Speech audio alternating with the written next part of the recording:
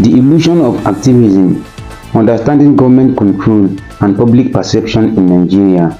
The purpose of any government is to navigate governance smoothly without encountering major obstacles. Just as a sailor ignores icebergs that pose no threat, government selectively suppress certain activists while allowing others to continue unchecked. Some activists, especially those still establishing their influence, often misinterpret the government's tolerance of more prominent activists as a sign of acceptance of free speech. They soon realize their mistake when authorities start labeling their actions as cyberbullying, cyberstalking, or other offenses. This article aims to encourage the public to assess governance independently rather than solely relying on activist viewpoints. Doing so enables them to properly evaluate government actions and hold authorities accountable. Before following any activist in Nigeria, consider this: activism in the country is often influenced by biases such as tribe, religion,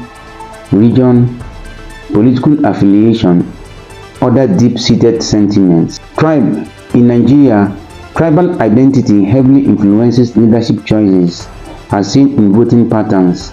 Politicians typically receive the most support from their ethnic groups. As a result, activism against such leaders rarely comes from within their own tribes.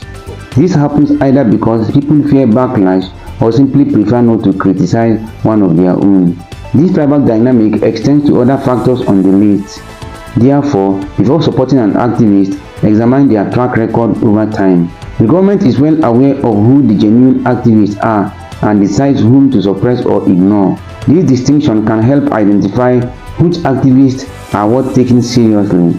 Another strategy used by the government is distraction.